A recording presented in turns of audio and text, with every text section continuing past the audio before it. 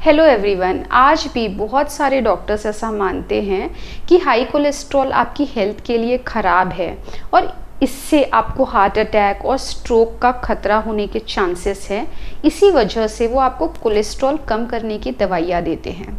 Cholesterol कम करने की जो दवाइयाँ हैं उनको ब्रॉडली स्टैटिन्स कहा जाता है, जिसमें एटोरवास्टैटिन, रोजुवास्टैटिन, सिमवास्टैटिन एक्सेट्रा इस टाइप की मेडिसिन्स आती है। हमारा जो शरीर है वो 80% कोलेस्ट्रॉल लिवर में बनाता है और खाने से हमको सिर्फ 20% कोलेस्ट्रॉल मिलता है। कोलेस्ट्रॉल हमारे शरीर के लिए एक बहुत इम्पॉर्टेंट मॉलिक्यूल है। वो बाइल सॉल्ट्स बनाता है, विटामिन ए, डी, ई, के का प्रिकर्सर है और हमारे सारे सेल्स के मेम्ब्रेन का एक बहुत इम्पॉर्टेंट घटक है। पर 1960s और 70s में हुई एक गलत झूठी रिसर्च का बेसिस लेकर आज तक मेडिकल वर्ल्ड कोलेस्ट्रॉल को अपना दुश्मन मानता है। बहुत सारे डॉक्टर्स ऐसे हैं जो ये मानते हैं कि अगर आप 50 ईयर्स एंड अबव है और आपको कोई भी बीमारी नहीं हुई है, यानी आपको हार्ट अटैक नहीं आया है, आपको स्ट्रोक नहीं आया है, आपका कोलेस्ट्रॉल नॉर्मल है, तो भी आपने कोलेस्ट्रॉल कम करने की दवाई स्टैटिन्स लेनी चाहिए। और इसे प्राइमरी प्रिवेंशन कहा जाता है, मतलब बीमारी होने से पहले ही हमने वो स्टेप ले लेना ताकि वो बीमारी ना हो। पर maximum doctors high risk patients को ये दवाइयाँ देते हैं, जैसे जिनको डायबिटीज़ हो, हाइपरटेंशन हो, हार्ट अटैक आया हो, स्ट्रोक आया हो, ताकि उनमें ये दोबारा बीमारी ना हो सके, और इसको सेकेंडरी प्रिवेंशन कहा जाता है। तो फार्मा कंपनी डायरेक्ट एडवर्टाइजमेंट तो नहीं कर सकती हैं, इसीलिए वो मेडिकल वर्ल्ड में डॉक्टर्स को, फिजिशियंस को टारगेट करते हैं और उनके सामने कुछ आंकड़े रखते हैं। जैसे अगर आपने स्टैटिन्स दवाइयाँ दी तो हमारे पास क्लिनिकल ट्रायल है जो प्रूव करते हैं कि हार्ट अटैक का रिस्क 36% कम हो जाता है, स्ट्रोक का रिस्क 14% कम हो जाता है और डेथ का रिस्क 9% कम हो जाता है।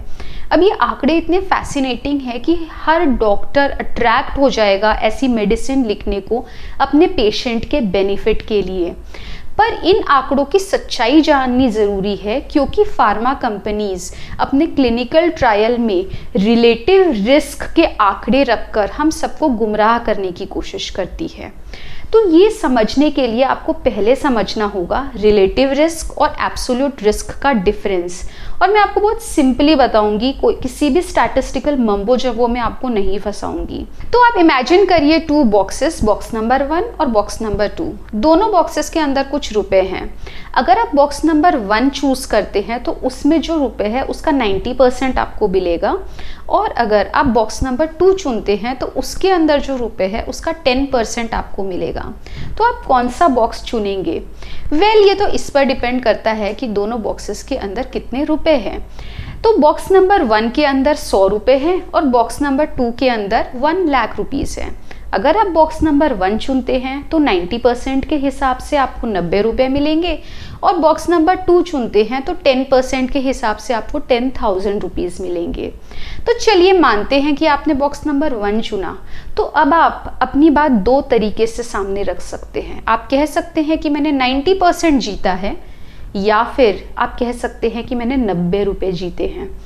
90% जब आप कहते हैं कि मैं 90% जीता हूं, तो उसका मतलब होता है कि आप रिलेटिव टर्म पर बात कर रहे हैं, और जब आप कहते हैं कि मैंने 90 रुपये जीते हैं तो आप एब्सोल्यूट अमाउंट बता रहे हैं। तो यही एब्सोल्यूट रिस्क और रिलेटिव रिस्क, इन दोनों शब्दों का यूज़ कर फार्मा कंपनी क्लिनिकल ट्रायल्स से लोगों को गुमराह करने की कोशिश करती है। तो जैसे मैंने बताया कि फार्मा कंपनीज कहती है कि हार्ट अटैक का रिस्क 36% कम होता है, स्ट्रोक का रिस्क 14% कम होता है और डेथ का रिस्क 9% कम होता है, और ये है उनके रिलेटिव रिस्क के आंकड़े। पर इन्हीं आंकड़ों को अगर हम एब्सोल्यूट टर्म्स पे देखें तो हार्ट अटैक के आंकड़े कम होते हैं 1.8%, स्ट्रोक 0.4% और डेथ 0.8%। पर अगर ये आंकड़े डॉक्टर्स को बताए तो कोई भी डॉक्टर इतना फैसिनेटली नहीं लिखेगा और इतने इंथुजियाज्म से वो स्टैटिन्स लिखना प्रेफर नहीं करेंगे। अब मैं आपको सेकंड एग्जांपल दूंगी, जो एक स्टडी हुई थी, क्लिनिकल ट्रायल हुआ था, जिसमें फार्मा कंपनी ने ये क्लेम किया था कि अगर एक टाइप 2 डायबिटीज़ का पेशेंट 4 साल तक स्टैटिन दवाइयाँ लेता है तो उसका स्ट्रोक का रिस्क 48% कम होता है। कितना फैसिनेटिंग आंकड़ा है ये। पर इसी को अगर हम एब्सोल्यूट रिस्क में देखें तो 1.3%। तो एब्सोल्यूट रिस्क से हमें बेहतर क्लैरिफिकेशन मिलता है और हम बेटर जजमेंट कर सकते हैं। नेक्स्ट मैं आपको बताऊंगी जुपिटर ट्रायल के बारे में, जो कि 2008 में हुआ। ये ट्रायल इंटरेस्टिंग इसलिए है क्योंकि इस ट्रायल में फार्मा कंपनी ये क्लेम कर रही थी कि हमें उन 50 ईयर्स एंड अबव सब लोगों को, भले ही उनका कोलेस्ट्रॉल कम हो या ज़्यादा हो, हमें उनको स्टैटिन देना चाहिए ताकि उनको हार्ट अटैक या स्ट्रोक की रिस्क कम हो। ये ट्रायल 2008 में हुआ। इसमें 17,800 लोगों को ने पार्टिसिपेट किया। सब लोगों का कोलेस्ट्रॉल नॉर्मल था और सबकी एज 50 ईयर्स एंड अबव थी। इन लोगों को दो ग्रुप में बांटा गया, ग्रुप ए और ग्रुप बी। ग्रुप ए के लोगों को कोई भी मेडिसिन नहीं दी गई और ग्रुप बी के लोगों को स्टैटिन दिया गया। 1.9 इयर्स के बाद ग्रुप ए के जो लोग हैं जिनको कोई भी मेडिसिन नहीं दी थी, उनमें हार्ट अटैक का रेट 1.8% आया और ग्रुप बी के लोग जिनको स्टैटिन दिया गया, उनमें हार्ट अटैक का रेट 0.9% आया। तो देखिए 0.9 मल्टीप्लाई बाय 2 हो जाता है 1.8, यानी डबल। और यही चीज़ फार्मा कंपनी डॉक्टर्स को बताने लगी कि देखिए, हम अबव 50 इयर्स के लोगों को अगर आपने स्टैटिन दिया तो उनकी आप रिस्क यानी 50% आप कम कर देते हैं हार्ट अटैक के होने की। पर इन्हीं आंकड़ों को हम सिंपली देखें तो इसका मतलब सिर्फ इतना है कि अगर 120 लोगों ने 1.9 इयर्स तक स्टैटिन लिया तो उसमें से सिर्फ 1% है जो हार्ट अटैक से बचेगा। और ये इतना फैसिनेटिंग साउंड नहीं करता है। तो ये जो जुपिटर ट्रायल था, इसके द्वारा फार्मा कंपनी पुश करना चाहती थी डॉक्टर्स को कि वो ज़्यादा से ज़्यादा लोगों को ये मेडिसिन लिखे ताकि उनका मार्केट शेयर बढ़े और उनका प्रॉफिट हो। और लास्टली मैं आपको बताऊंगी, रिसेंटली अभी बीएमजे में एक पब्लिकेशन छपी जिसमें 11 ट्रायल्स के बारे में एनालिसिस किया गया।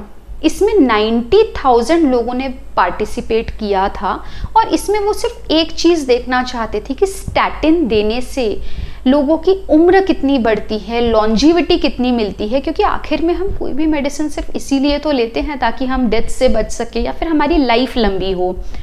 तो आपको सरप्राइज़ होगा कि ये पूरे 11 ट्रायल्स का मेटा एनालिसिस करने के बाद सामने ये आया कि अगर कोई पर्सन स्टैटिन ले रहा है तो उसकी एज 4.1 डेज बढ़ती है। और मुझे तो ये एक सिर्फ जोक लगता है। तो मैं अब आपको बताऊंगी स्टैटिन से होने वाले साइड इफ़ेक्ट्स के बारे में, क्योंकि ये जो साइड इफ़ेक्ट्स है ये फार्मा कंपनीज बहुत छिपा के रखती है, बहुत डाउन प्ले करती है और डॉक्टर्स भी ऐसा बोलते हैं कि ये ट्रांजिएंट साइड इफ़ेक्ट्स है, इसका कोई ज़्यादा मतलब नहीं है। पर ऐसा बिल्कुल भी नहीं है। तो सबसे पहला साइड इफ़ेक्ट जो है वो है मायोपैथी, यानी मसल की बीमारी होना, यानी आपकी जो मसल्स है वो वीक हो जाएगी, आपको कंटिन्यूअस मस्कुलर पेन होगा। नेक्स्ट साइड इफ़ेक्ट जो कि फार्मा कंपनी जानती है कि होता है पर कभी भी सामने नहीं आने देती, वो है आपके शरीर में कोएंजाइम Q10 का लेवल कम हो जाना। कोएंजाइम Q10 हमारे शरीर के हर सेल में एनर्जी देने का काम करता है, पर उसका काम और ज़्यादा इम्पॉर्टेंट होता है हार्ट मसल्स के लिए, क्योंकि हार्ट मसल्स कंटिन्यूअस बेसिस पे काम करती है। तो जब अगर कोई पर्सन स्टैटिन ले रहा है तो उसके शरीर में कोएंजाइम Q10 का लेवल कम हो जाता है, जिसकी वजह से उनमें हार्ट फेलियर के केसेस देखे गए हैं। और अगर आप स्टैटिन लेते हैं और आप स्टैटिन बंद नहीं कर सकते हैं तो मैं आपको डेफिनेटली रिकमेंड करूँगी कि आप CoQ10 का सप्लीमेंट ज़रूर लें। नेक्स्ट साइड इफ़ेक्ट जो है वो है टेस्टोस्टेरोन लेवल का कम हो जाना, मेन वुमेन दोनों में। मेन में इरेक्टाइल डिस्फंक्शन भी देखा गया है स्टैटिन के यूज़ से। स्टैटिन हम सबके शरीर में विटामिन K2 के लेवल को कम कर देता है, जिसकी वजह से हमारी बोन्स कमज़ोर हो जाती है। स्टैटिन हमारे लिवर में एंजाइम्स का लेवल बढ़ा देता है, जिससे हमारे लिवर को डैमेज होता है। एक और रीसेंट जामा में पब्लिश किया हुआ रिसर्च है जिसमें ये सामने आया है कि स्टैटिन आपका मेमोरी लॉस करता है और डिमेंशिया के चांसेस डबल कर देता है। और लास्टली स्टैटिन क्या करता है, अगर आप नॉन डायबिटिक है यानी आपको डायबिटीज़ नहीं है और आप स्टैटिन ले रहे हैं तो आपका डायबिटीज़ होने का खतरा 71% बढ़ जाता है। और मैंने आपको ये जो सारे साइड इफ़ेक्ट बताए हैं उसकी लिंक मैं डिस्क्रिप्शन बॉक्स में दे रही हूँ, ताकि अगर आप स्टैटिन लेते हैं या आपके फ्रेंड्स, पेरेंट्स, रिलेटिव्स कोई भी स्टैटिन लेता है तो आप उनके साथ ये शेयर करिए, आप अपने डॉक्टर के साथ ये शेयर करिए और उनसे ऑप्शंस पूछिए कि कैसे आप स्टैटिन ड्रग बंद कर सकते हैं। और लास्टली मैं आपको बताना चाहूँगी साइंटिस्ट अकीरा एंडो के बारे में, जो एक जापानीज़ साइंटिस्ट है जिनका एक बहुत इम्पॉर्टेंट रोल रहा है स्टैटिन्स की रिसर्च में। रिसेंटली उन्होंने बताया कि उनका खुद का कोलेस्ट्रॉल लेवल बढ़ गया था और उनके डॉक्टर ने उनको स्टैटिन लेने को एडवाइस किया तो उन्होंने मना कर दिया। थॉट प्रोवोकिंग है, राइट? आप अपने डॉक्टर्स से और अपने आप से ये ज़रूर पूछिए कि आप लंबी लाइफ जीना चाहते हैं या कोलेस्ट्रॉल कम करना चाहते हैं। Thank you.